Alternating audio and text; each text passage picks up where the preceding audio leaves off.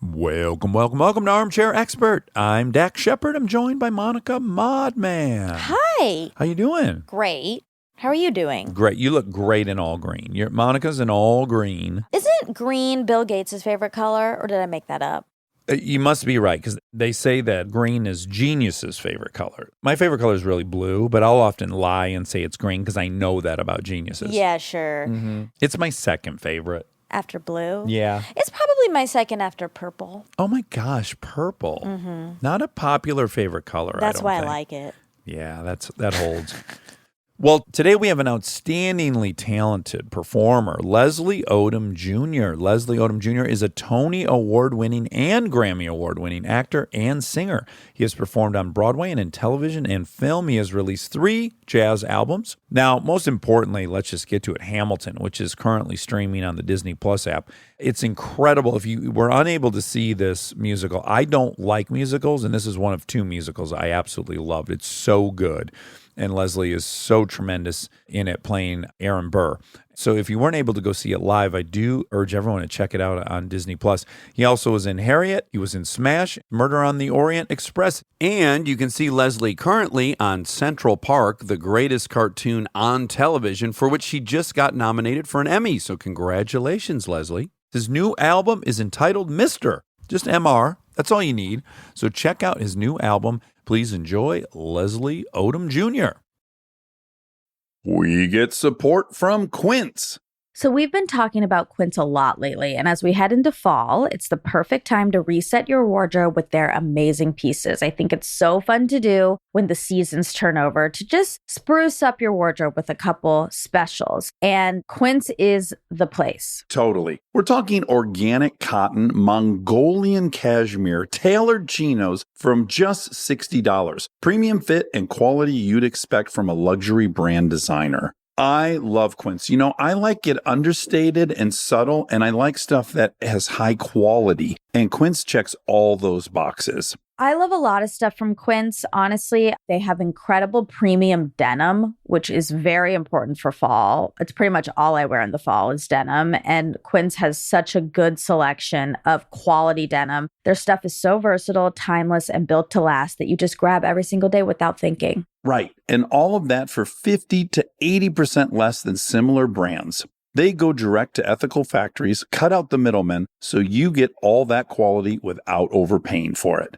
We love that. And they do way more than clothes. They have bedding, cookware, bath essentials, travel must-haves, same deal, and great quality. Upgrade your everyday. Download the Quince app for app-exclusive offers or go to quince.com/Dax. Get free shipping on your order and 365-day returns. Now available in Canada and the UK too. That's QUINCE.com/Dax. We get support from Skims.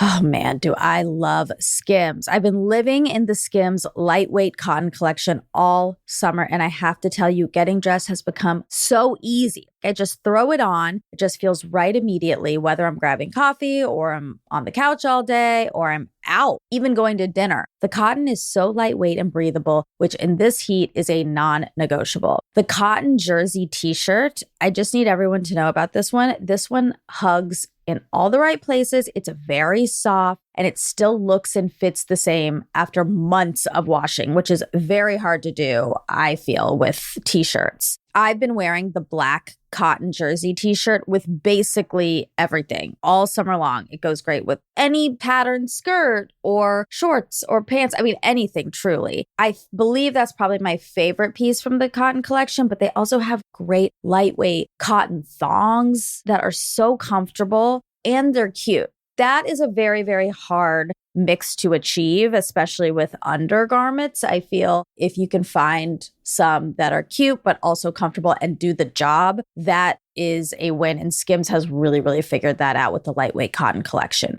Shop Skims cotton and all of my favorite pieces at skims.com. After you place your order, be sure to let them know we sent you. Select podcast in the survey and be sure to select Armchair Expert in the drop-down menu that follows. He's an armchair expert. He's an armchair expert. He's an armchair expert. Check, check, check, check, check, check, check, check, check, check, check, check, check, check, check, check, check, check, check. Get your check, cash your check, put it in the bank, save some money for your honey. Check that cash check. All our singers, you always start off singing. It's Well, really I want Leslie's approval, obvious. Yeah. Obvi. You got it. Right? All right, let me just start you off with a compliment. You ready? So I told Yes. my wife I got to go a little early today. I don't normally do it this early. And she said, who are you interviewing? And I said, Leslie Odom Jr. And she said, he isn't not sexy. I'll take it. That's the roundabout. That roundabout compliment. That compliment that is coming from the side. It's like a diagonal. You know what I mean? Yeah, you're not. Well, I said, hey, I just learned about him and I saw his wife. So yeah, if you guys want to be lifestylers, I think we're all in. I think just based visually only, we're up for it. We're down. I have to say, I've known your wife a long time, and I was thinking about, just super excited about coming here to talk to you in this way, but thinking about my relationship with Kristen, she was the first person that I know, you know what this is like. She was the first person that I knew that I could see on a billboard. Right. Because you guys are roughly the same age, right? Right. And when you're coming up, like when somebody blows, when somebody starts to go, like that is a thing. You know, it's just a thing you remember. And she was the first. She was the first person. And we didn't, we weren't like tight, but we knew each other and we had worked together. And I remember she had that Lifetime movie. That was the thing that, she played when she had the custody of her siblings or whatever. And yep. We were working together, and then I don't know, what is it, like a year or two later, she's on a billboard, and then like, it feels like 6 months, a year later, she's Veronica Mars. And it was like, it's a big thing. The first person that that blues up. It's wind in your sails. You're like, oh, that's just a normal human. I know this human. So, wow, maybe I can do this, right?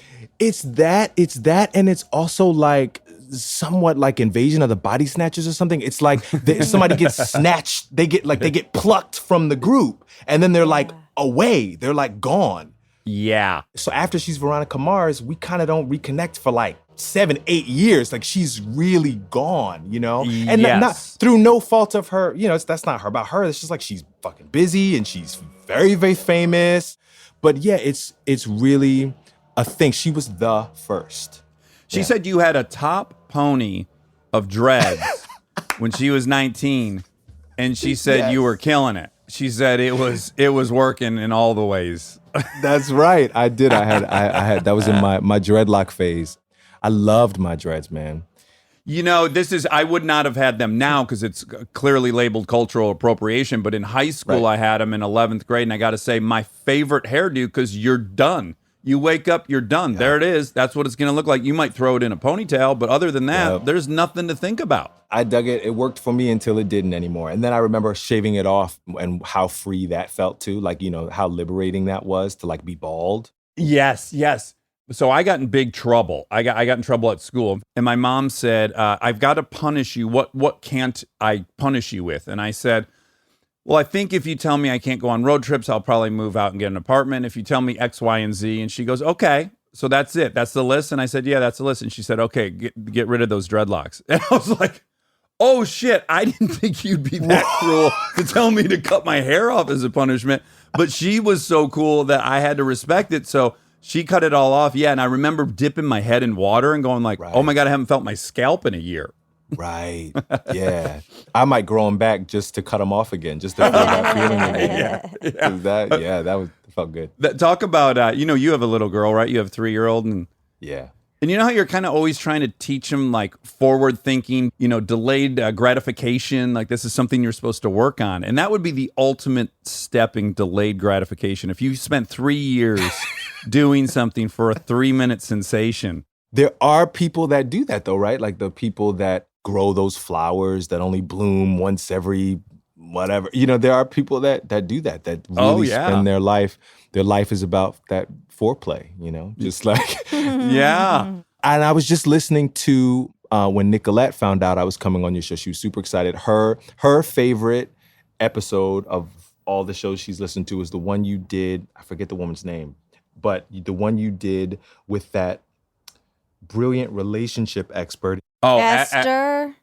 Esther Yeah. Perel. Yeah, she's perfect. She's the Jedi of relationships, sexuality, eroticism. Yeah, I loved what she said, and I really related to it because in a lot of ways, when she equated eroticism with aliveness, right? Yes. A zest for life.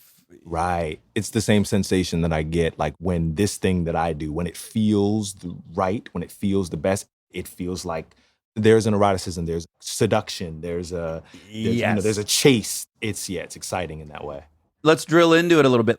For me too, and this isn't a great characteristic, but I need a plausible threat of annihilation to enjoy myself. So my hobbies are like motorcycles, off-road racing, and then comedy, which is like you step out there and it's like, man, it can go either way on any night. And there's something about the stakes that, like the heightenedness of it, right, that wakes me up and makes me very present. Is that like what happens with you? 100%. Makes me very present. And, you know, I have been annihilated. Like I'm sure you have. There have been those performances, those moments that did not go well. And so I never take it for granted. I just finished a movie last week and Over so we Zoom? Finished, no, it's shooting such in Russia? It's such a crazy story. But we shot this whole movie, the entire movie, at the top of the year, January, February. You know, before everything went down, and that in New Orleans, Regina King's directorial debut. Beautiful script about this true story. When Cassius Clay fought the first heavyweight championship bout, nobody expected him to win that. There's a white dude. What was his name? He was a black dude. Oh. People think he was white because he was kind of the white people's champ as well. I think I was thinking of like Sonny Liston or something. Or That's who it is. Oh, okay. Sonny Liston. Oh my God. So Sonny Liston is, oh my God. That's, Bro. Some layer of racism just got exposed in me, but I guess I just remember he did knock out some great white hope, right? And then that kind of shut people up. Okay, so yeah. But Sonny was black. And so anyway, when Cassius has his fight, nobody thinks that he's going to win. So there's no victory party planned in Miami and in 1964. And so he spends the evening hanging out with his pals in a seedy motel room, you know, and his pals just happen to be Malcolm X, Sam Cooke, and Jim Brown. Oh, my God. And we know that it happened because the FBI was following Malcolm. Oh, so there are notes, Malcolm X goes into seedy hotel room with, they called Sam Cooke like Black Soul Singer or something, like didn't even use his name. You know what I mean? Sam Cooke, the Sam Cooke. But anyway, we shot this whole movie in New Orleans, had a wonderful experience, but we had a scene that happens at the Fontainebleau and they couldn't kind of replicate it in New Orleans. So they were like, well, we'll shoot that scene in LA. So like a week after we finish in New Orleans, we'll shoot that in LA and then we'll be done. And then COVID happens. And so we've been waiting for 4 months to have 2 days of shooting on this movie. I was bringing it up because like literally when they said that's a wrap and I felt that tension leave my stomach, I was like, I've been tense since I got this job. Like somewhere in my body, I've been holding tension for all of these months. Wait, can we go back to one thing, Jim Brown? Did you get to meet him for this movie? We didn't. He's the only one of the fellas that's still alive. But no, we didn't meet him. But I felt like, Aldous Hodge plays Jim Brown, and I, so I feel like I met him through Aldous. But no, we didn't get to meet him. Because you sang at the Super Bowl in 2018, and I want to say, was that Minneapolis? Yeah, that's right. Okay, so I was there, and then Jim Brown was there, and I got to meet him, and I read this amazing book, Conversations with Jim Brown. And I went up to him and I said, man, what a fucking honor. The way he did it. I mean, he should be on the Mount Rushmore. Just the way he towed the line, the way he helped other people, the way he spoke out, the resolve, the strength. What a beast he was. I mean, just an incredible guy. Exceptional man. And Cassius, when we meet Cassius in this movie, he's a kid. He's the little brother of all those guys. You know what I mean? But yeah, what a lion he turned out to be, and a force for change and good. And a man, a king.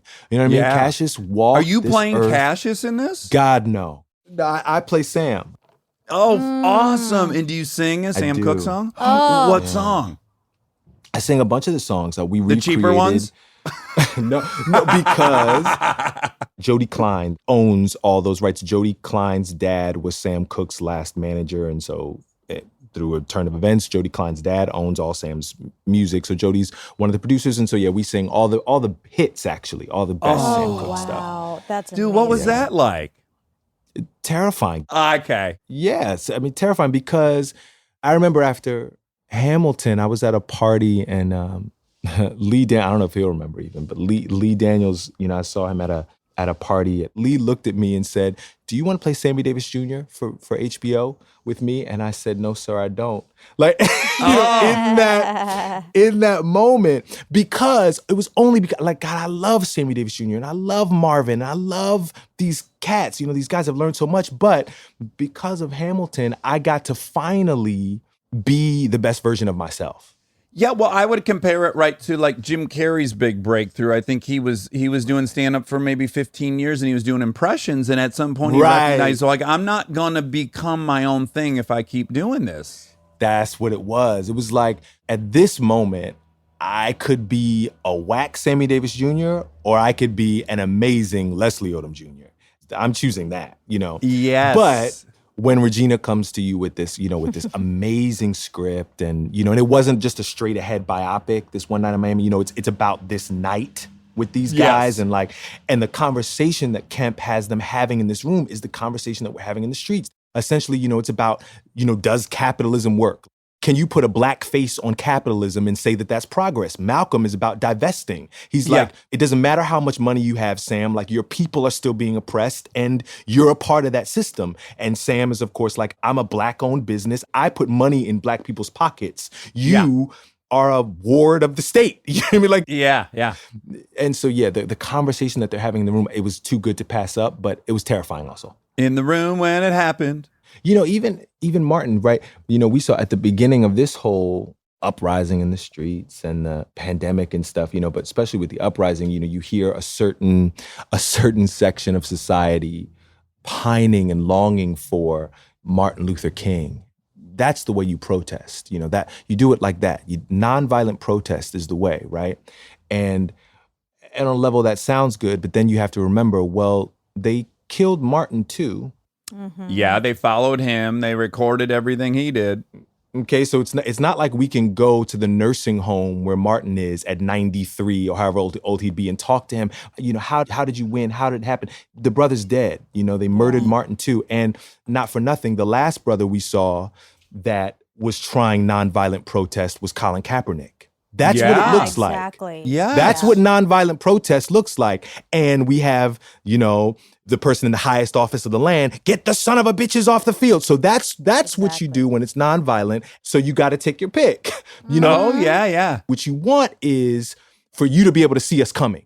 Bottom line is, I hate to say this, but if you don't listen at the peaceful protest, That's right. Kaepernick, if he's doing that and he has the entire attention of the country on him, and if that doesn't get the conversation going in the right direction, you got to pursue another. What do people have left? Yeah, and that's the language of young people. So I wasn't out in the streets burning things down, but I understand where that comes from.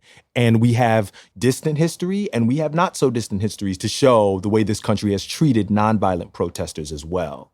Yes. So this is the moment, we got to really deal with this once and for all. Yeah. Now, let me ask you a provocative question. Was part of the Sammy Davis knowing you're like, no.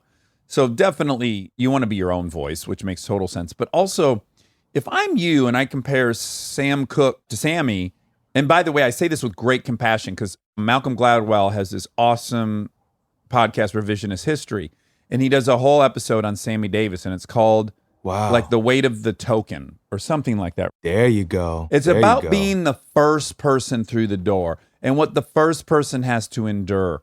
And I mean, it all culminates with the most chilling roast by all of his friends, right? On NBC primetime. And they're dropping the N-bomb and they're talking about lynching him. And I mean, these are his friends. That's right. And you just get the weight of what the token is, to be the token person in the room.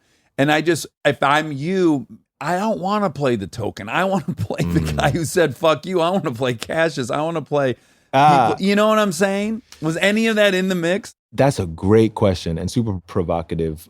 A cancel-worthy question. Go. No, I'll say I had to take responsibility. So here, confession from me, I remember when I came to LA, this is, in the, I was going to say the 90s, but it wasn't the 90s. But it was with a 90s sensibility because that's when I came up watching TV, right? So I came to LA to make TV, and I was a practical kid. And so I had only ever seen tokens. Right. Hollywood was really functioning in that way at that time. This is pre-Shonda Rhimes and Issa Rae and Lena Waithe and all the Donald Glover. This is before all these brilliant people. So, Hollywood really was functioning in that way. And yet you could still do it with integrity. I came not to tap dance, not to make a fool of myself or, bring shame to my family or my people, nothing like that. But I knew that I was going to be on some poster and be the only black guy on that poster. Guaranteed, yeah. Unless they reboot Sanford and Son, That's right. I was going to be on some ABC show and be the black guy, the friend, right? Yeah. I only came to LA to work my way back to New York because I was like, what's the quickest way to become this Broadway thing that's where my heart is. That's what you see when you watch the Disney Plus thing. I mean, that is what I was sort of born to do, but I also knew I can't get those parts until I'm famous. And so let me go to LA and get famous so that I can get those parts. Yep. So I came here sort of signing up for that, signing up to be the black guy on the poster, to be the token. Now, having lived it, I know firsthand the pain of that. I was the black guy on Smash, on that NBC show. That it was the same system as it's always been. And I remember there was a writer in Vulture. So they were doing a recap of the show, and Smash coined the term hate watching. Everybody was only watching that show to hate on it, right? to tweet about it and to talk about how ridiculous it was. And so there was a really funny recap that she would do every week and just skewer the show, she named me Token. Oh, wow. She named me Token. Oof. How'd that feel?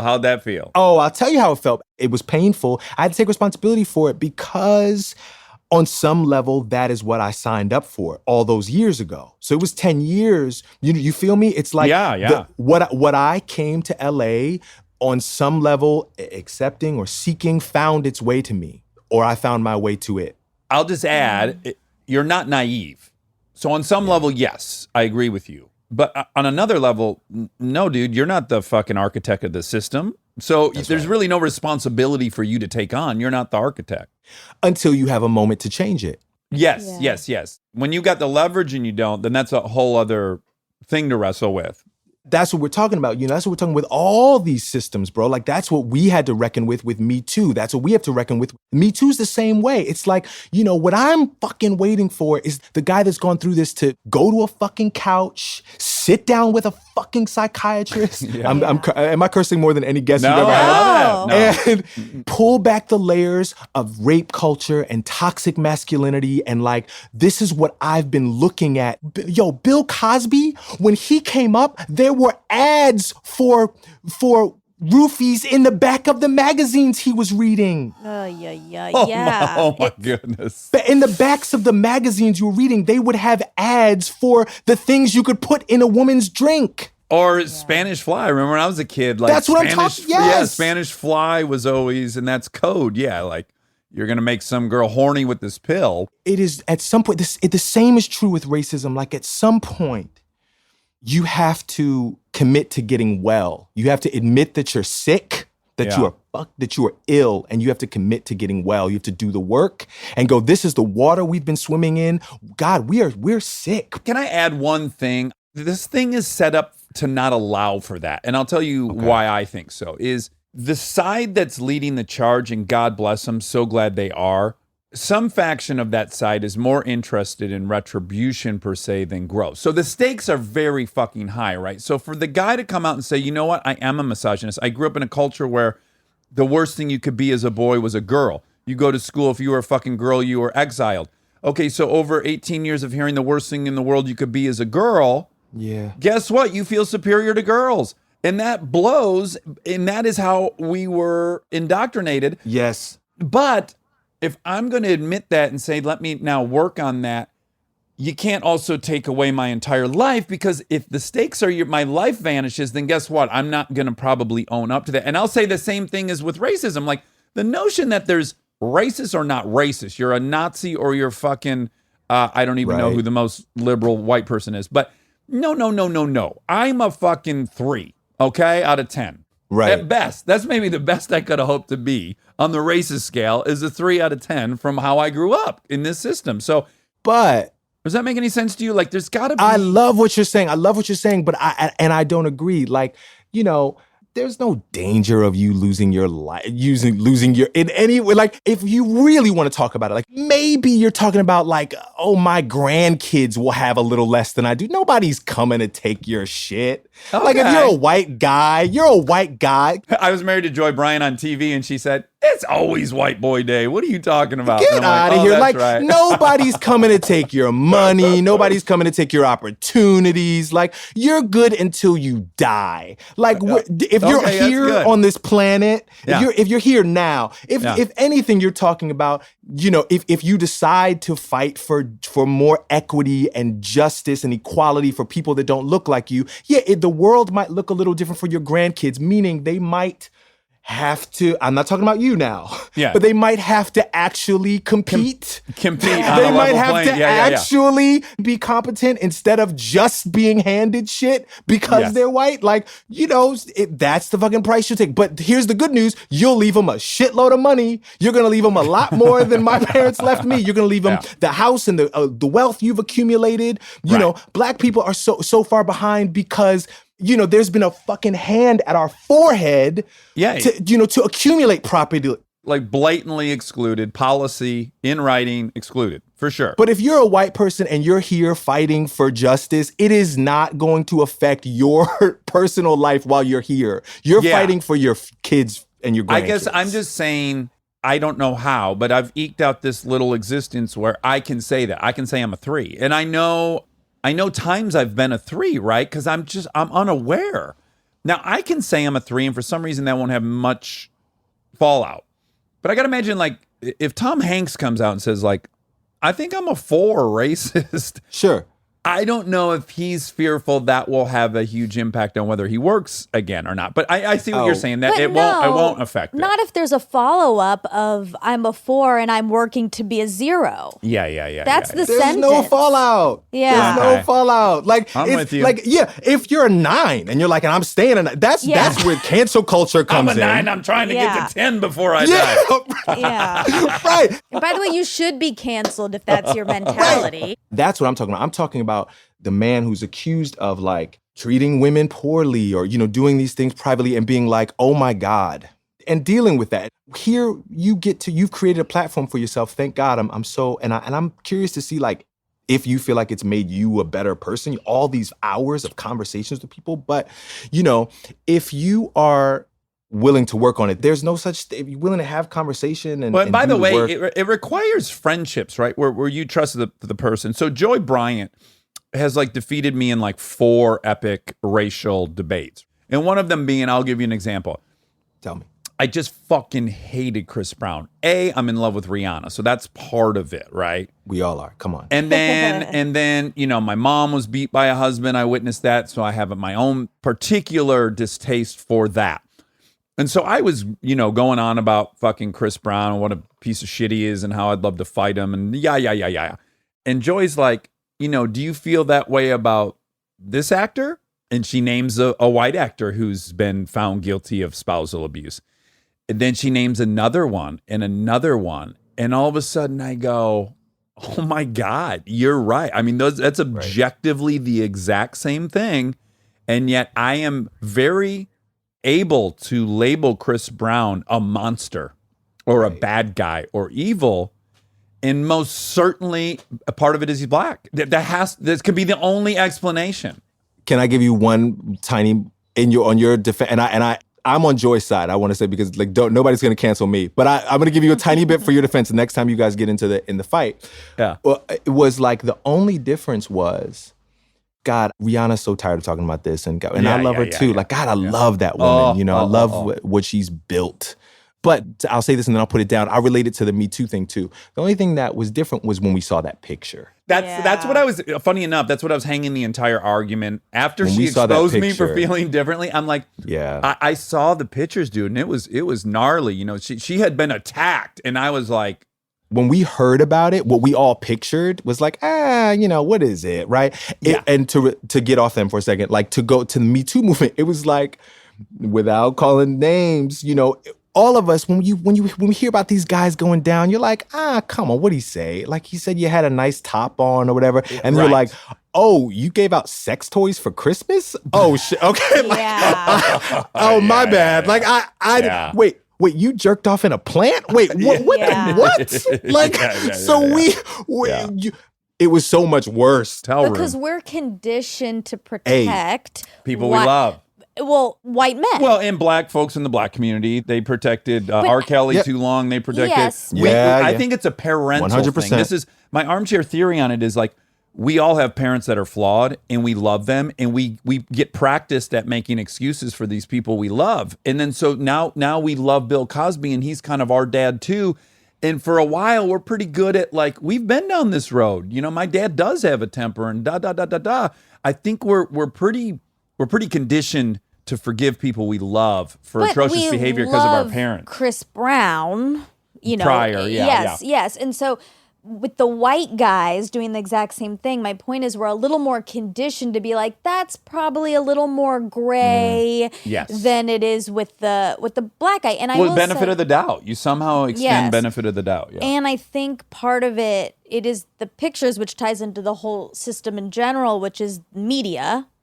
The media is more likely to be like, this black guy's bad. Yeah. These white guys we're not going to show pictures of. Like, so it's all still part of this whole system where this is bad, this is maybe not so bad. It's true because she pointed out, I think, that there was a picture of like Charlie Sheen's thing. There was a picture of his lady, and I had seen it.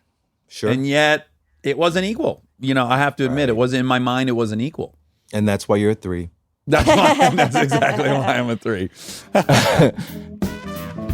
Stay tuned for more Armchair Expert, if you dare. This episode is sponsored by BetterHelp. You've heard us talk about BetterHelp for a while, but I don't know that we've ever talked about how much people love this service when they use it. BetterHelp has an average live therapy session rating of 4.9 out of 5 based on over 1.7 million client session reviews. And you can check out the reviews yourself at betterhelp.com/reviews to see how much they love BetterHelp. Knowing that kind of service feedback from real people speaks for itself. I'm a huge proponent of therapy, as we've talked about before. I've learned so many things about myself that I believe truly only an outside, objective person could help me come to. BetterHelp makes it easy to get started. Answer a few questions, get matched with a therapist based on your needs, and switch therapists at any time if it's not the right fit. See the reviews, see what stands out, and see if BetterHelp is right for you. Visit betterhelp.com/Dax. That's betterhelp.com/Dax. This podcast is brought to you by Squarespace. We've talked before about Rob building our website on Squarespace, and I bring it up again because it's a perfect example of what they do well. Rob had all the pieces, the content, the vision, the ideas, but he needed something to actually take all that and make it public facing. And Squarespace was that bridge. Maybe you're in the same spot. You've been developing something, a business, a skill set, a body of work, and it's been private. It's been yours, but at some point you're ready to put it out there, and that transition from private to public can feel like a huge leap. Squarespace makes it feel like a step. Beautiful templates, built-in SEO, email campaigns, scheduling, analytics, everything you need to go from I've been working on this to here it is, come find me. All in one place, no code, no stitching together a bunch of different tools. So if you've been sitting on something and waiting for the right moment, this might be it. Head to squarespace.com/Dax for a free trial. And when you're ready to launch, use offer code DAX to save 10% off your first purchase of a website or domain. This episode is supported by Helix.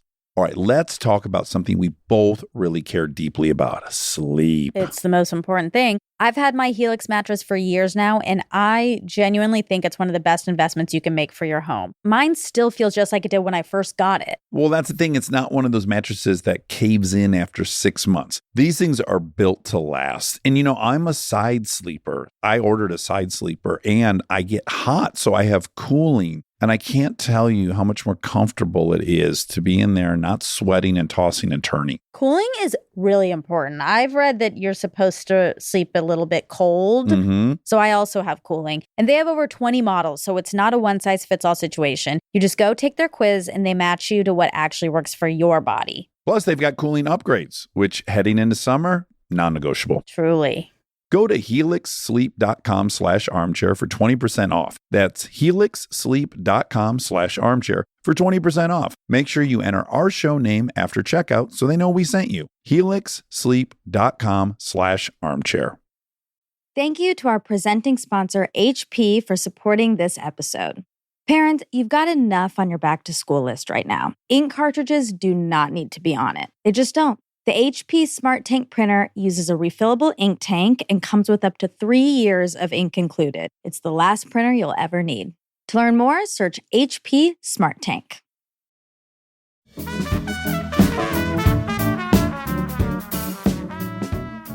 Raising this girl, I was struck too when hearing some of those stories, Louis' story or Charlie Rose's story, or who's the other one?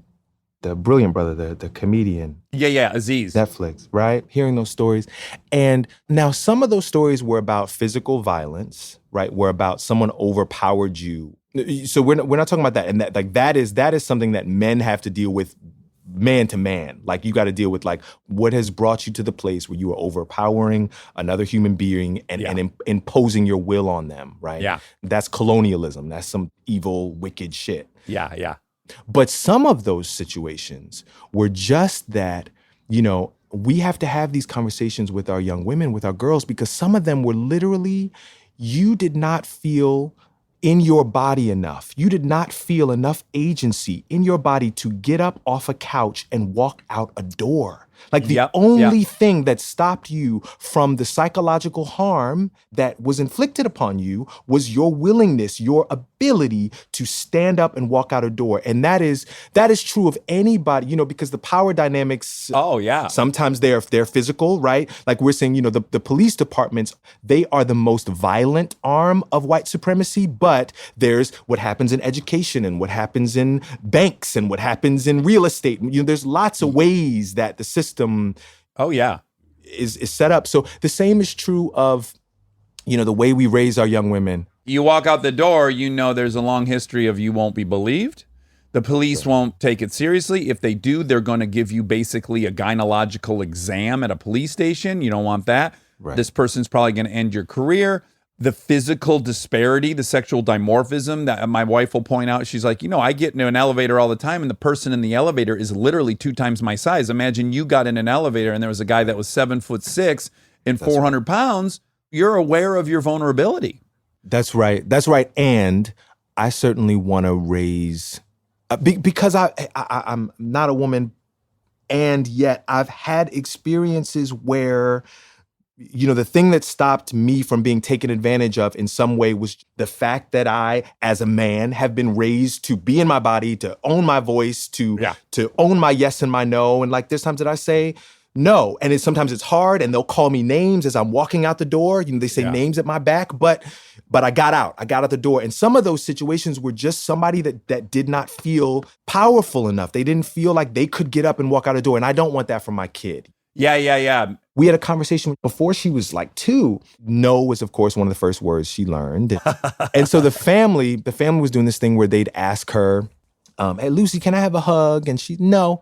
And then, they come and give her a hug. Lucy, can I have a kiss? No. And they'd give her a kiss. And me and my wife talked about it one day late one night. We're like, we need to talk to our family. Yeah. And we need to tell them that when she says no, you have to respect that. If you ask her and she says no.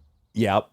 Oh, bud, we had one where I kicked myself for 3 weeks, which is we were at this person's house and he wanted to give our daughter a hug goodbye. And And she didn't want to. And then he basically said, like, in so many words, I'll give you this thing. Can I have a hug? And then I was just kind of observing it, not thinking of the terrible pattern I just co-signed on. And then we left and I was like, oh my God, man, I should have said, like, no, dude, you're not teaching her to exchange her affection for some fucking object. But, it's just happening so fast. There you go. It's like, I would think I'm the type of person that I would have done something.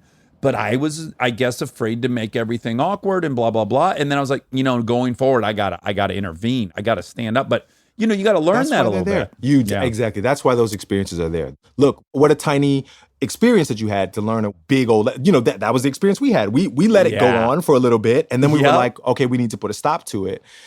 So they're there so that we can write the small lesson in bold print, First of all, this has been so fucking fun, but I insist we promote you as the brilliant star that you are. Now, Hamilton, I just watched it. Let me first say, I cannot stand musicals. My wife and I could not be further apart in our interests, right? I'm like, I don't get it. They're singing their emotions to one another, whatever. I have like 2 musicals in my life. I loved Book of Mormon, and I saw Hamilton in New York, and I was fucking blown away. I was blown away on so many levels. Just the fact that he got that whole book into that musical is impossible, but it was done. And then you guys were so outrageously great. And then we watched, of course, it on Disney Plus a couple nights ago. And this is the question I wanted to ask you. Did they record that in one night, or was that multiple shows that they cut together? 2 nights, and then a couple days of, pickups of like close-ups and stuff. Okay, so I'm like, some of these people had to have gone home thinking that was one of their worst shows. Oh, yeah. And it was just informative as a fellow performer. I'm like, everyone was brilliant. These times I think I sucked, I probably didn't. Yeah. The times I thought I was great, I was probably just as good as I sucked. I just wonder, like, what your personal experience is like, how the show can differ, even though for us, probably we can't see it. The writing is king on Broadway anyway. So, like, you get a great piece of writing and you just really have to get out of the way as an actor. So I ain't write it. Like, that's all Lynn. My 2 Bibles, my Old Testament and my New Testament for this show were Lynn's script, of course, and David Mamet's True and False. Oh. David Mamet's True and False was so instructive to me doing this show. Tell me why. It's a book on acting. Oh, okay. True and False is a book on acting, and essentially his theory is that like that actors can only fuck things up, and the only thing you can do as an actor is to say the lines that the author has written loud enough so that the audience can hear them. I like that. It makes The life end. easy. Yeah. Was it a 1-page book? Yes. David Mamet said, when you are doing my plays, make sure they're heard and get off the American stage. Like, the end, right? Wow. So, but the follow-up behind that is essentially, listen, if something comes up for you, if my writing inspires something in you, don't stop that. Yeah. But all he's saying is, don't walk on the stage imposing your will on my writing. Oh. If you're not feeling anything, don't do anything. If you're not feeling anything, just say my words. Listen, and I'm on stage with David Diggs and Philippa Sue and Lin-Manuel and Renee Elise Goldsberg. I mean, Anthony Ramos. I mean, give me a break. Like, there's a whole lot here for me that really all I have to do is turn to my left and look, and I'm inspired. And so that is the way I was working in that show. Like, just whatever comes up, I don't deny, and if I don't feel anything, I don't do anything. Ugh, that's great. Great advice. Yes, you got it right. As you can imagine, you've been through negotiations before. So the day before the movie, we were still in negotiations of whether I was going to do the movie. Because the movie had been announced. They were filming the show. That had been announced. But no one had called my agent to like ask if I wanted to do, I'm our agent as a company. You feel me? It was like, it was assumed that we wanted to do the movie and that we would do it for a certain number, and all this stuff was assumed. And mind you, we're a week before the contracts end. Okay. So it's like, the wonderful thing about what's happening in the streets is it has opened the door for more honest conversation like the one we're having right now. Yeah. So 4 years ago, when I was negotiating that contract, Let me say this. My favorite quote that's come out of the streets from this movement is that America is lucky Black people are not looking for revenge. We're looking for equality. Yeah, I love it. Yeah. We're I not like that looking too. for revenge. And I'll say the reason why it resonated with me is because of my personal experience and all the Black people that I've ever known. Like, that really is what we're fighting for. They came to me with an offer and, with Leslie, we're shooting tomorrow. And I'm like, here's the thing. Here's the thing. This is it. This is my area of expertise. This is all I have. This is my life's work on the stage too, right? And so I just can't sell it away for magic beans. Like, I can't give it away. Yeah, good for you. And so, like, you're coming to me with this number, right? Yeah. So I can ask CAA, what does my white counterpart, what does Aaron Tveit make to do Grease live on TV? What Thank does he you. make to do Grease? Yeah. This is Hamilton live, right? Yeah. Yes. So when I found out what he made, Dax, I didn't ask for a penny more.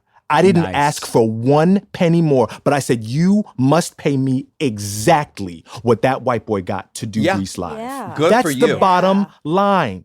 That is about, I love my white liberal friends. I, love white people, right? But don't be in the streets talking about Black Lives Matter if my Black life doesn't matter. Like, essentially, don't wait for the fucking cops to kill me before my Black life matters. Yes. If my Black life matters, make sure that I can take money home to feed my children. 1,000%. Side note, I told Kristen, Frozen 3 comes along. This is exactly what I want you to do. I want you to walk in with what Robert Downey Jr. made for his franchise. I want you to walk in with 5 white males and what they made on their $3 billion franchise. And you say, I'll be taking this. Well, and the thing is, when I talk to young people and talk about the power of your yes or your no and getting up off the couch and simply walking out the door, it doesn't always work, right? Negotiations, I lose jobs sometimes. The day before we shot that movie, I called out. I was not kidding. I was not coming to work the next day to do Right. the movie. I was not kidding. It was a principle for me. Yeah. And sometimes it doesn't work out. Right. Yeah. Sometimes they look at you and they go, we're just not paying it. And you have to go, that's okay. For me, it is consistently, because in this capitalist society, white dudes have set the pace. I'm going, what is the comp? What is my counterpart making to do this same work? I just want the same thing. I think there's this layer that happens with minorities and women where there is this sense that, like, they should be so grateful. Yeah. That they shouldn't ask for more because they should be so grateful they're in this position that they're getting this much. This is a lot. And not looking at, the white counterpart or the male counterpart and saying they're doing the exact same thing or way less and getting way more. There's this like sense of you should have gratitude, and it's so fucked. Well said. There's a line in the brilliant Toni Morrison documentary.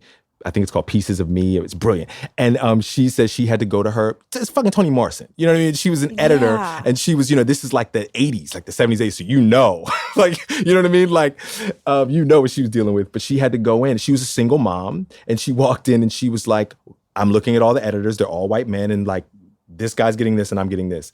Her boss said, oh, what do you need that for? He's got a family. And she said, I am head of household. He said, but Tony, blah, blah, blah, I am head of household. End of conversation. And he, she got her money. But it's, it's really thinking of us. It's sometimes we got to do a little work to get people to know that we're the same. The same. And dude, you won the Tony, you won a Grammy for that album. What's nice about that is it's like, it makes it objective a bit. Like, this isn't your ego going crazy. It's like, I have this accolade. This white dude has this accolade. His play was this successful. Ours was this successful. Tell me how that makes sense. Everybody's got their Achilles heel, right? So let's say mine is, I always knew that since I was a kid, like whenever I'm asking for justice or fairness, like the first thing that they do is like to say that I'm egotistical. How we'll destroy you is we'll say that you're an asshole. We'll say that you're egotistical. The subtext, right, is cocky, is not appreciative, right, is the things Monica just said. I had to remind my friend, my friend, the producer, just because, like you said, in the light of today, in the light of this context, I want you to go back and look at the letter that I wrote you when we were talking about this. That was not my ego then. It is not my ego now. Yeah. What I was asking you for was parity. That's it. Yep. It was never my ego, bro. I promise you. Yeah. Boy, that's It's embarrassing for all of us. We're Okay. fixing it. Yeah, we're fixing it. I love your song Go Crazy. Hey, The video's sexy, Monica. PQs. thank you. You don't listen to the show, but that means Absolutely. pussy Not, quivers. listen, it's not sexy. That's what I'll say. It's not It's not sexy. now. That's right. And it doesn't not give you PQs. Now, the woman in the video. Yes. Who's the woman in the video? Oh, her name is Jazz. Okay, so here's what I was thinking. So I was like, this is tricky because you're married and you're married to an actress. Yes. And if I'm you, I'm like, well, hun, see, this is like a sexy song about like single people. Like this isn't a song about married people. So I'm going to need to get some very attractive. I got to build this single. I can see me making this case to my wife and I'm Yes. just curious. Well, we've had those conversations. You know, we've been together 12 years and we've had to have those honest conversations, especially as success goes up and down for both of us and all that kind of stuff. You know, we just really check in with each other and go, what is our expectation? And then we just have to have honest conversations about it. We had a conversation not too long ago because my wife is a brilliant actress and a brilliant singer. And what I'm always trying to get her to understand is like, babe, you are always at the top of my mind. Like, Yes. I am never skipping past you. Like when I want her trust as a creator. Like as a creator, like trust that if it's remotely right for you, you're my woman. Like but if I'm not fighting for you, if I'm not advocating for you for a particular part or moment, it's just because I think that there's somebody more appropriate. Well, dude, I can give you the example, which is like I wrote this movie about my using years before I got sober. And it's like, I'm not casting Kristen as one of these junky gals I paled around with back then. Like, it's just not her sweet spot. So, you know, artistically, I would have to say this isn't the one for you. Right. We've had to have those conversations. And It's interesting because in your video, you're playing Leslie Odom Jr. So Yes. I just think it's more complicated. it is a little more complicated, but we've had to, you know, we've had to have those conversations. Like in the movie that we just wrapped up, a different actress was cast as my wife. Regina cast a different actress as my wife. When I read the script, I always thought that Nicolette would be great. Now, because of COVID, that actress wasn't willing to come and finish the movie. Right. And so Regina called me like, yo, what are we going to do? I was like, well, you know, I happen to live with an actress. I happen to be quarantined with a great actress. And we could be great. And so Nicolette ended up playing my wife. And she's brilliant. She's beautiful in this movie. She plays Sam Cooke's wife in this movie. So, you know, like I'm trying to also use the evidence of our life. Like, you know, that helps me because it's like, babe, I promise you when it's something that you're going to shine. We've come through it. I said quarantine's been, the things we've learned about each other and the way we've grown in this thing is, you know, exceptional. It is a horrible, trying time for so many of my friends feel their backs up against the wall. And, you know, it's just the most of everything in quarantine right now. Like it's the most beautiful time and the most dreadful time, all of it, right? Yeah. Can I ask a technical question about when you're doing a show like Hamilton? Are you on vocal rest when you're not there? I mean, you really got to protect your voice, right?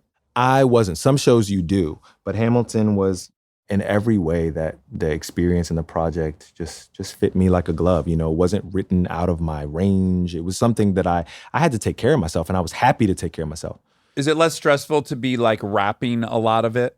Is that helpful? No, because there's a lot of screaming and talking and all that shit. All I can say is like my training and shit. Like I'm just sort of You're built good for that 8 shows a week kind of thing. You know, like I love doing this. Like for some people it'd be death to do the same show 500 times. I did that show over 500 times. Oh my Like, gosh. To me, like that's exciting. I get to show up tonight and try to be better than I was last night. Just keep digging and digging until, you know. Yeah.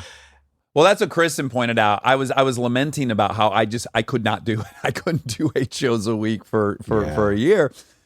She goes, yeah, but baby, you're comparing it to something you wouldn't want to do, basically, which is try to sing, and you suck at singing. She's like, did you mind doing a live show at the Groundlings every Sunday? I'm like, no, fucking live for it. She's like, what if you could have done that eight times a week? And I'm like, oh yeah, I would have. But as you get older, I'm wondering, is your appetite like, because it is such a commitment, and you have a baby, all these different things, you have other opportunities that probably pay more for less work.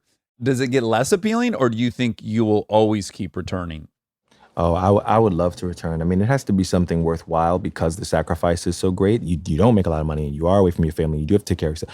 All those things. And so the only requirement is that it has to be something worthwhile, which is a tall order.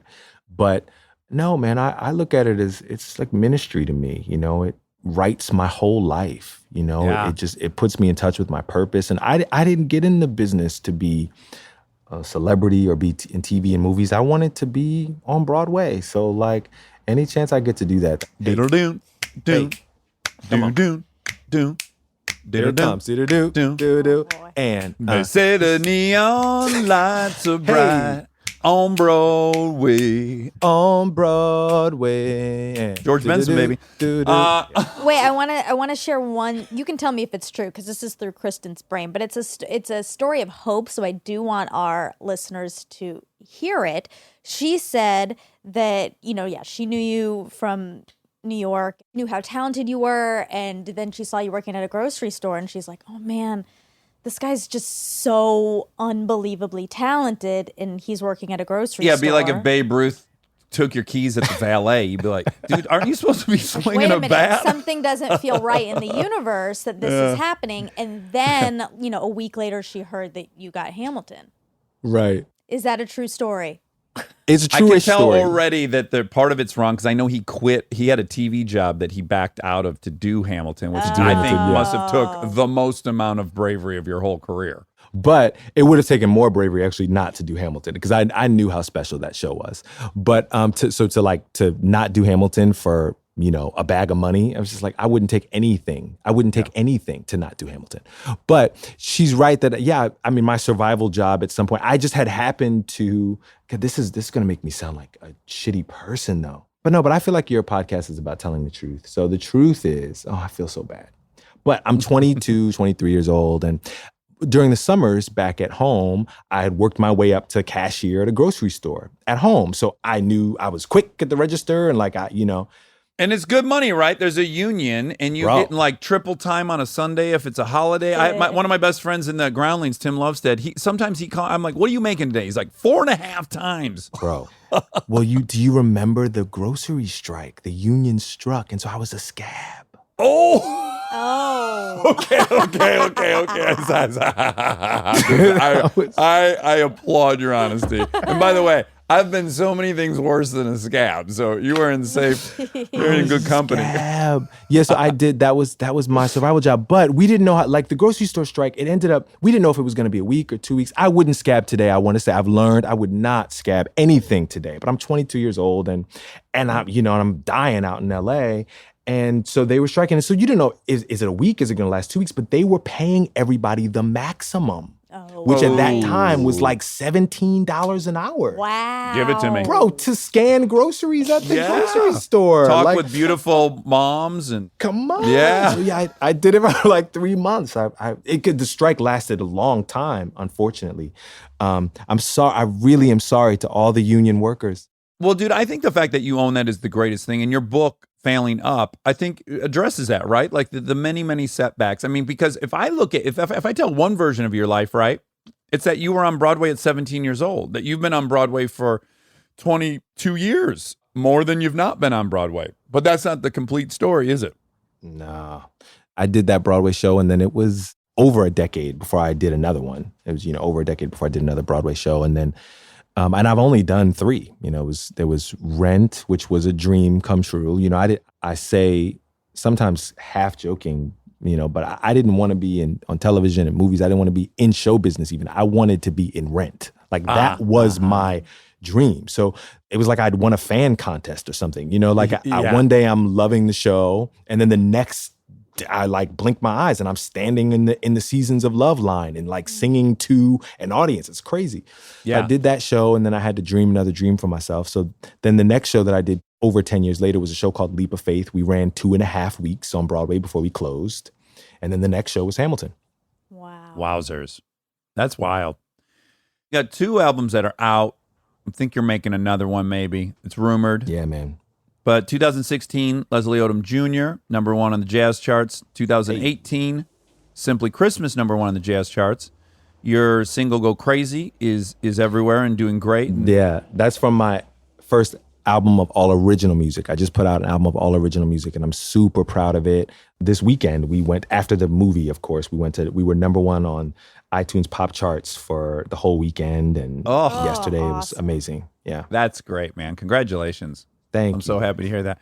Oh, last thing I got to say. Central Park is the best cartoon I've seen since The Simpsons. I mean, you're on like one of the greatest cartoons ever made. I can't believe how good it is. Like Kristen had early ones and she said, let's watch it. I'm like, here we go. You know, I got to watch Encore about people reassembling their musical theater high school My wife thing. loves that show, by the way. I'm sure she does. I'm sure she does.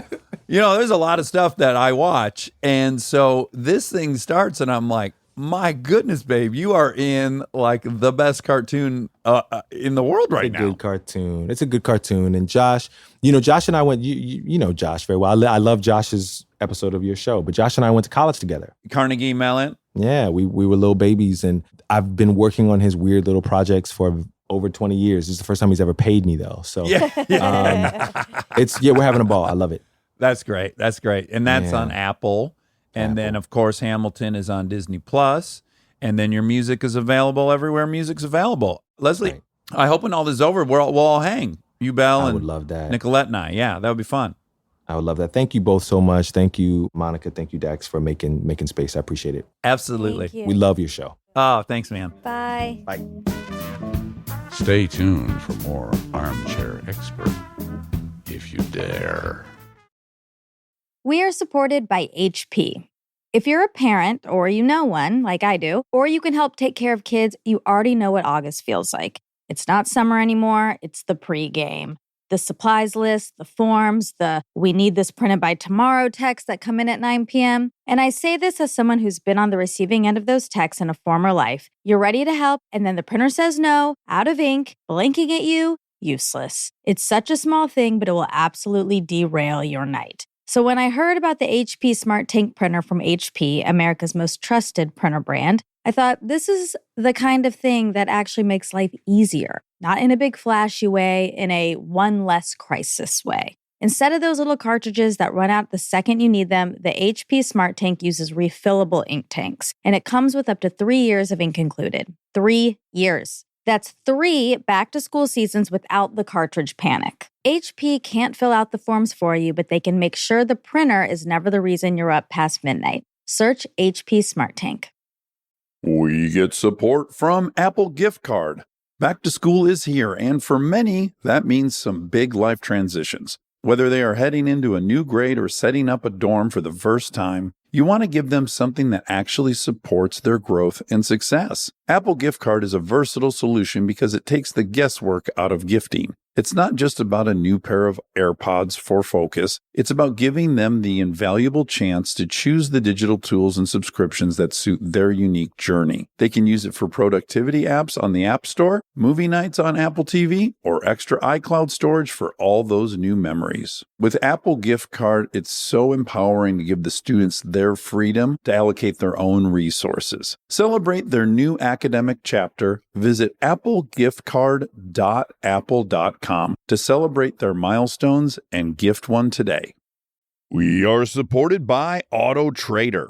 All right, if you've been putting off car shopping because it sounds like a whole thing, buying your car online on Auto Trader makes it way easier, really. You can shop tons of cars online, compare prices, check financing and trade-in options, all from wherever you are. And if you want to start online and go to the dealership for a test drive, you can do that too, really. What I like is the flexibility. Start online, finish at the dealer, or the other way around. Your info stays with you, so you're not starting the process from scratch. Plus, you're working with local dealer listings, so you've got real people helping behind the scenes. And when you're ready, you can pick up your car or have it delivered. Really. Buy your car online on Auto Trader. Really. This episode is brought to you by SoFi, the all-in-one finance app where you can bank, borrow, and invest all in one place. Let's talk bank accounts for a second. The average bank savings rate is 0.39% in interest. You're earning pennies on your savings, but it does not have to be that way. With SoFi high yield checking and savings, the money barely making moves sitting in your savings account can earn over 8 times the national average savings rate with eligible direct deposit. No account or overdraft fees, which feels rare these days. You can get your paycheck up to 2 days early, perfect for getting ahead of a bill or grabbing what you need right when you need it. Plus, get up to a $300 welcome bonus when you sign up with eligible direct deposit. Sign up for SoFi checking and savings at SoFi.com/armchair. SoFi checking and savings is offered through SoFi Bank N.A. member FDIC. Terms apply. And now my favorite part of the show, the fact check with my soulmate, Monica Padman. I'm happy to be back here. I know you've been out of town. Yeah, I had a 1-week Trip. business trip. Mm-hmm. Sounds funny to call it a business trip. That seems like what moms and dads do at a Embassy Suites. That's what you did. Well, that's true. You're a mom and dad, and you stayed in virtually an Embassy I was in a Suites. Holiday Inn Express at one point, and then a Sheraton. And I don't know if it's Sheridan or Sheraton. I think it's Sheridan. 10. Oh, I think it's a D. I don't know. Is Let it me a look D? it up. Neither of these are endorsements. It's a D. It's a D, Sheridan. Wait, Sheridan? No, hold Oh, on. Hold fuck. on. That's a different Sheridan. Uh-oh. It's Sheraton. Okay, with the T, I was right to be nervous. Oh my God. Good thing we checked. Yeah. Jess texted me the other day and he said, "Did you know it's actually hard as hail, not hard as hell?" What? Yes. And then I said, "Really?" And then he immediately said, "Actually, no." So he must have, I think he heard it on TikTok. Oh. Yeah, he's getting a interested. lot of his info now from TikTok. Pretty much exclusively from TikTok. I thought they ended it because it was a Chinese company. So did I, but it's still there. It's not slowing anyone down, huh? I think what happened is, a lot of Southerners say that. Hard as hail. One of my favorite pronunciations of hell like that was on this program about an animal wrangler. He'd go get like alligators out of swamps and stuff. Sure. He got bit by a snake. He wasn't there to deal with a snake, but he was there to deal with an alligator. On his way back to his truck to get some tools, he just saw a snake in the grass. So they weren't even on him tight. And he's like, "Oh, a snake." And he grabbed it, and then all of a sudden he heard, "Ow, it hurt like hell." He got bit by the snake, which wasn't even why he was there. Oh. And then I was wondering how good he was at this job. Yeah, you're right to question it. Because he was very much fashion first. He had like really bleached hair and spiky and lots of like True Religion, chains in the wallet. Wait, was it Guy Fieri? No, but very similar look. Okay. Good, yeah, so good. You're on the right path. Okay. He just went and got things out of people's ponds and yards. And yeah. Oh, my. I think you know, but I don't think you know. I really hate snakes. Oh, really? Yes. Number one on your hate list? Okay, or let's call it fear list. Okay, but you'd rather be face to face with a snake than a lion.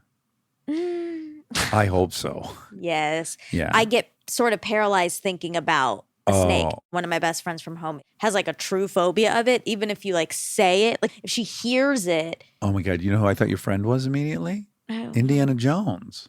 does Indiana Jones hate Snakes. Why did it have to be snakes? He hates snakes. Does It's the he only- get paralyzed? Yeah, it seems to be the only thing he was afraid of. Remember, he kill goes him? into that I've pyramid. never seen it. You've never seen Indiana Jones? Okay, I have seen one of them at the Cannes Film Festival, but I Oh was my mainly God. like not paying attention and pretty high on all the celebrities that were there. Yeah, and also probably was one of the later ones. I make no claims on the later ones, It was, yeah. but the first movie is insanely great. Okay. I mean, they built a ride at Universal. I know, but isn't there some racist stuff? Or no? Is Not that I'm aware of. Oh, okay. Maybe not. I don't know why I thought that. Anyway. You never know. I watch some of these things now, and I'm like, oh yeah, that's not a hold up. great. Well, short circuit. Let's just say, you got Oh you got an Anglo man playing Indian, Wow. So I never heard of that movie. right? And all you remember is if you were a kid, is the robot came to life. That's really what you remember. Yeah, so Kristen decided to show it, do a viewing party for the Mhm. kids, and we were all there. And then there's a brown face situation. Sure, it's a little troubling. And an accent. Oh, it was bad. Yeah. Again, I would have never even thought of any of it. Yeah. But then I was like, oh, yeah, this is very outdated. Yeah. Okay, now back to Indiana Jones. I don't think there's anything like that in there, but of course we should watch it together. I'll find out in fast order if there's something dicey. Well, I'm not going to like the snakes part. I'm telling you right now. But you might love it because the hero who's fearless also fears snakes. So you might feel a great kinship. Okay. He does not go into brownface at any point in Okay. the movie. But he is awfully tan. Well, he gets into some dust-ups where he gets dirty, but he's Right. never presumed to be a different ethnicity. Do you think he gets covered in dust and then someone like thinks he's Indian and then starts speaking in an accent, like Some some of the- misunderstanding? Well, it's possible some of the extras in the background, the BG players, yeah. they might be making some choices and assumptions that the director didn't intend. I can't speak to them, whether they're looking at him going, oh, I think he's playing Indian. Okay. I can't speak on that because they don't have lines. But then what if they don't have lines, but maybe they in the background they're talking to each other and they're moving their mouths because like they they're no supposed longer to be respect. Well, no, like they're supposed to be like in the like diner, like talking, Yeah. but they're just actually voiceless. But even though they're voiceless, they're doing an accent in their brain. Oh, okay. That's That could be possible. happening. Yeah. I thought you were going another direction, which is they're supposed to be pantomiming, not making any noise. But once they decided he was in brownface, they thought all bets are off. I'm speaking in this scene. Oh, because I thought I'm that's what you're. white, so I'm allowed to speak. That I've called. This guy's supposed to be the lead of the movie, but now he's not. I'm the lead of the movie. Lots of racist stuff could be happening. That's that right. We don't know about. Yeah. Why were we talking about snakes? You're afraid of snakes. Okay. What about submersion therapy? Where you Immersion. immersion therapy. Well, I thought you meant submersion, and I was going to be submerged in snakes. Well, that's what I was thinking is what if we got like a coffin and we filled it halfway up with snakes? No. None of them were poisonous. So mentally you knew No. you could get in there and nothing would happen. You would just be But they could still heebie-jeebied. strangle. Is heebie-jeebie racist? Oh, no, it kind of sounds like it. does, might right? be, Yeah. Okay, now back to this coffin Yeah. for your immersion therapy. If I fill it with half full of snakes, is there a figure that you would get in it for amount of money? Oh, my God. Hmm. And I knew for sure. Oh, okay. Oh, this is exciting. Oh my You're God. squirming all around like an actual snake. So I know for sure they wouldn't be able to bite or strangle. Well, there's no guarantee they won't bite you. It's that there's no poisonous ones. And we know that no snake bite on its own is deadly. But it would hurt. Oh, big whoop. Just be like getting a shot. No. Oh, my God. Oh, my God. Yeah, you might get a bite on your like inner thigh, Ew, back of your ew, neck, ew. your ear. One could be attached to your earlobe. But What again, if this it is goes all inside my ear? well, this is all just pain you can certainly tolerate. You've had more painful things than getting bit by a snake in your life. And we're talking about $1 billion on the table. $1 billion? Yeah. Would you do it for $1 billion? Yes. I would Okay. be irresponsible to not. See, $1 billion's not a good number because I would be a bad person if I didn't do that. Because then I could like give it to charity. That's right. I'm trying to get you in a position where you would seem unethical to not. Oh, I have one for you that's going to be so over the top. You're going to have to cut it out. Okay, go ahead. Okay. So you'll be anesthetized for this, Okay. and the snake will too. But they will put the snake in your butthole. No. And so that the face is aiming towards the exit of your butt, but it'll be up in your lower GI. Stop. And then they'll bring both of you awake No. because they have the technology. They'll do like a adrenaline shot for both of you, and then you'll have to let the snake crawl out What if of he your doesn't? person. Well, we know it will in Oh, this scenario. Okay. So yes, you have to have a snake put Oh in my your God. butt and let it crawl out of your butt. And what's the price tag on that? And is his mouth shut? No. What? No, his mouth is fully functional. We don't want to put the snake through any kind of stress. Okay, listen. I'm risking death here then. No. Yeah. You would not die if a snake bit the inside of your butthole. Yes, I would. No. We have a team of surgeons on standby. You're Oh. not going to bleed out from this little fissure, this little gardener snake. Stop. I hate it. Garden snake? Gardener snake. Gardener Let me snake. look at it. Share it. No, don't get distracted. Share it. Don't, Okay. No, you're trying Okay. to find safety in internet search. What's the price? Like I can tell you what the price for me is. How much? $200,000. No. Yeah. Dax, no. Yeah. That's not true. I don't have a You're fear of lying. a snake crawling out of my butt. In fact, if I could feel one in my butt, I would pray that it would crawl out. Well, let's be honest. Slither out. They don't crawl. Ew. Yeah. I'm sorry, everybody, but there's significant money on the table here. But the fact that he's getting implanted in there is a horrible part. No, he and I are both taking naps, and then we're both brought to a waking state, and we both realize, ooh, neither of us want to be in this position. The And so snake are you starts pushing making him out? With yeah. Like a I'm sure. poop? Yeah. I What think if your some- body, your muscle memory would take over, and you'd start pushing him out like he was a poop, whether you knew better or not. This makes me want to cry. Good. What's the price? You're looking at maybe 5-10 minutes of discomfort in your whole life. $50 million. $50 million. So for $49 million, you wouldn't have a snake up your butt? No. Wow. You have such integrity. I really admire I it. don't think it's It is. integrity. It is. $50 million, I could give a lot away to charity. I could buy my house and renovate it exactly how I wanted Yeah. it. And I could buy stuff for my family. For 10 And I'd have uncomfortable plenty minutes. of money for children, Uh-huh. but not less than that. Okay, $50 million is the price. So, Armcharies, if you all donate $50, which I know is a lot for a lot of you and not a lot for others. So maybe the ones that's not much, you could donate $100,000. I'm sorry, $100. But we could get this done. Stop. Now, we're hate underestimating this. the cost of the procedure and finding medical professionals that would perform it. But let's not get hung up on that right now. Let's just try to crowdsource this Oh my 50 God. mil to watch you People are deal going with to a watch snake. it.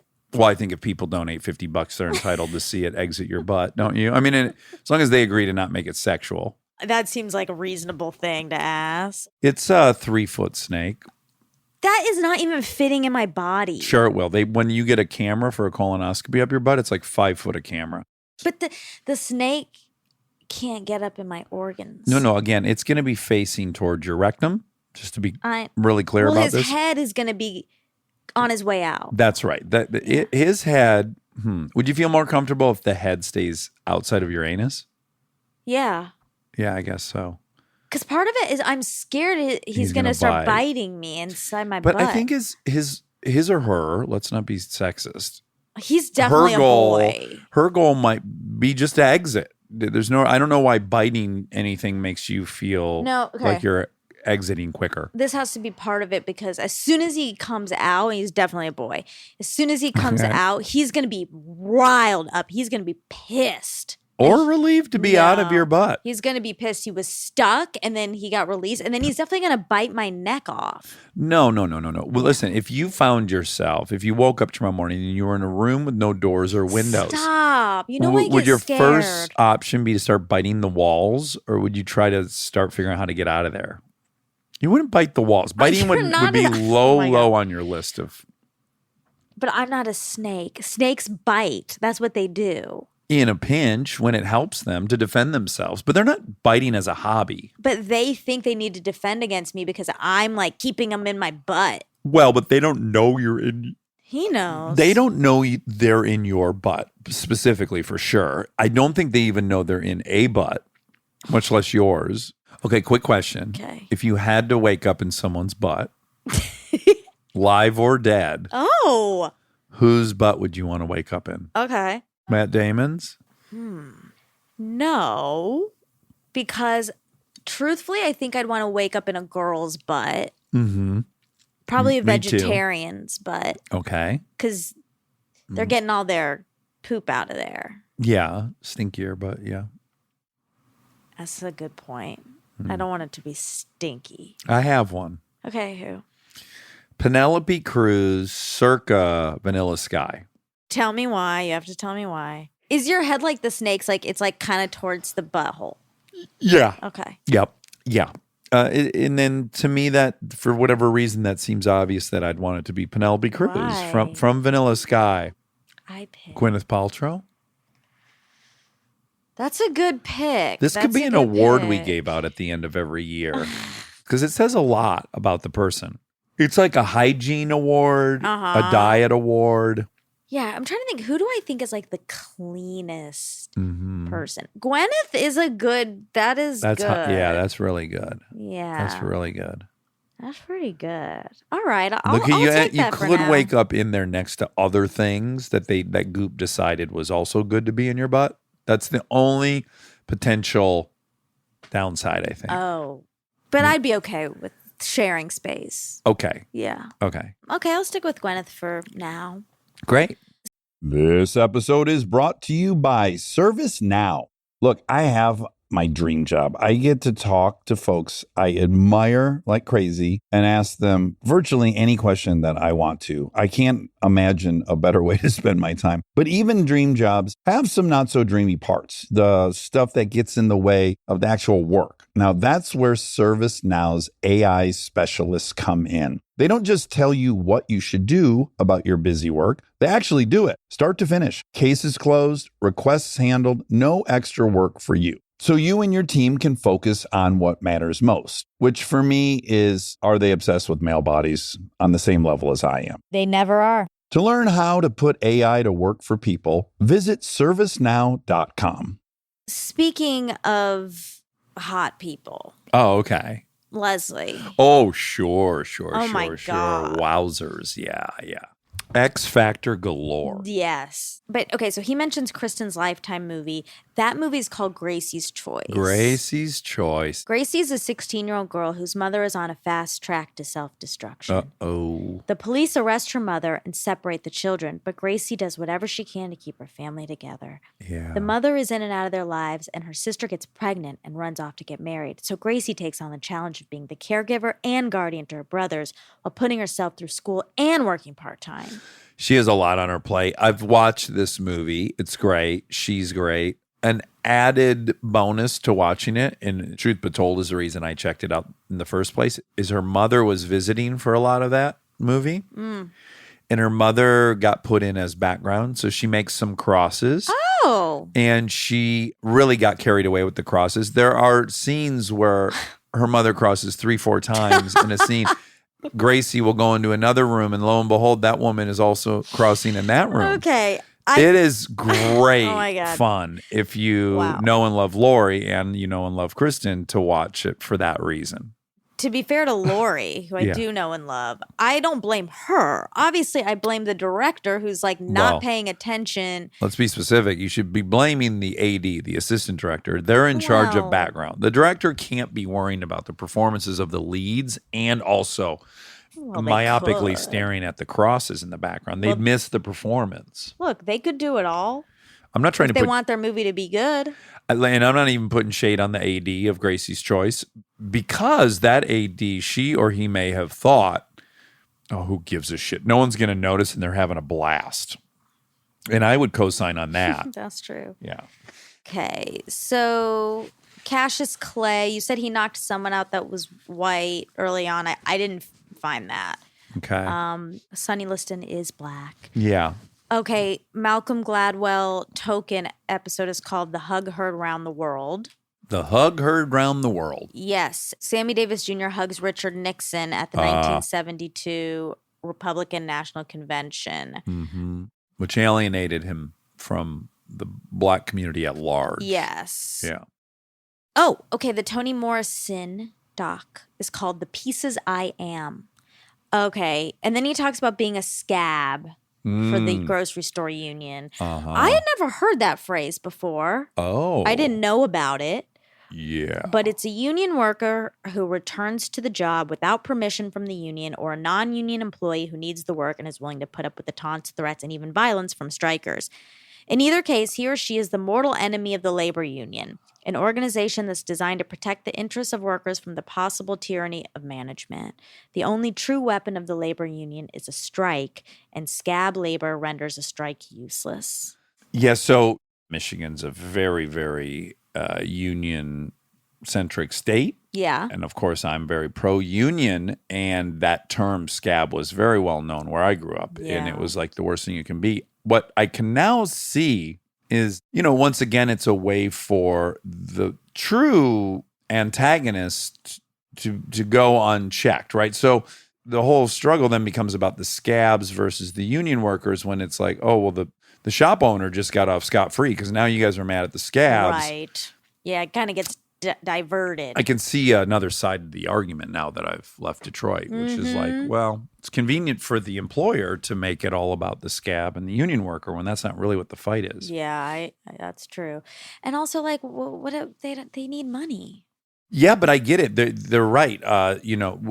The unions are asking all people to help and curb the behavior of these multinational companies. And so the citizens have to bond together. And that might, even if you don't work for that company, you might be asked or called upon to help with that mission. It's kind of hard because, I mean, I know you benefit, so you'd want to help, but also if you're struggling, if you can't put dinner on the table, you're really put in a bad position. Yeah. Yeesh. The reason it's never been a great threat to SAG, the Screen Actors Guild, is you can't really replace all the people that you and I want to see on TV with non-union labor and be satisfied. So there's this like uniqueness to the job that kind of helps keep the union strong. Yeah. So they can't just replace everyone on TV. Yeah, but it's also funny because I was thinking about SAG the other day. We were talking about unions, and I have some conflicting feelings about unions, much of which is circling around their protection of getting fired. And we don't have that. I can get fired on set tomorrow. Like, I'm not protected from getting fired. It's not like nearly impossible to fire me. People get fired all the time on acting jobs and on sets. They do, but I think where your union protection comes in is that you get paid for that job. I think that's one aspect of it. So when you get fired, you still get paid, which I don't think is the norm in a non-union. Yeah, that's true. Where I'm critical of unions is quite often, so they've been the greatest thing in our country's history for creating a middle class, you know? And I grew up in a town that heavily benefited from union wages and entitlements. And I think those are great. I do think there have been times, though, when the union doesn't want to acknowledge the economics that has happened, where it's like you've got a company like Toyota competing with a company like General Motors, and General Motors is all union shops, and Toyota's not union shops. And so Toyota might even be willing to pay as much per hour as the union shops will, but they're not willing to take on 30 years of retirement. Right. A lot of the entitlement and retirement packages and healthcare packages that have been negotiated are simply unviable or unsustainable. Yeah. And so when you get up against the reality of that, there's been times where I think I've sided somewhat with some manufacturers. Or minimally just said, wow, it's very unfair that Toyota doesn't have to have union employees and GM does, and they're competing in the same marketplace. I just don't think there should be... I don't think it should be so hard to get fired from a job if you've clearly had a lot of misconduct or even just egregious misconduct. Yeah, that's the other place where I think they can get carried away, or there's plenty of history of them getting carried away. Yeah. You know, these teachers. I know. And who police. Teachers, police, auto workers, I'm sure, they get caught sleeping in the bathroom. Yeah. With an extinguished doobie next to them And a snake up their butt. and 2 or 3 snakes up their butt, and you can't fire them. Yeah. But it's really interesting too. I was just going to add that something that's happened in the evolution of industry over the last 15 years that's not totally talked about all the time is that there's fewer and fewer and fewer and fewer union jobs because there's more and more and more automation. Right. And on one hand, it's even more viable for the manufacturers to pay union rates because they have far less union employees than they've ever had. And it's that much harder for the union workers to get what they want because there's far less of them to go on strike. So they're like overall role in the manufacturing has diminished as automation has taken up. That makes sense, yeah. So it's getting harder and harder for them to protect what they've fought for. Yeah. Well, food for thought. Yeah. Leslie was fantastic, and that's all the facts I have. That was all? Yeah. What a babe. What a charmer. Would it be inappropriate for us to have a top 5 at the end of all this? Or you told us the top 5 dudes you wanted to hook up with based on the show? Because I feel like Leslie's in a top That'd 5 probably position. be inappropriate, yeah. Okay. But isn't the power dynamic such that we can get away with that? because it's a dangerous world for women, but it's not a very dangerous world for men at the hands of women. So do we think maybe you could do that? I'll think about it. Okay, think about it. Okay. It's another food for thought. Okay, good. It's another piece of food. Okay, because I just feel like he's definitely in the top 5 from my point of view. Watching your I'll let you level of know. elation, on your face as you were just listening to info. Okay. Yeah, all the pictures, you're really smiling. My goodness. Lit up like a Christmas tree. Okay. Okay. I love you. Love you.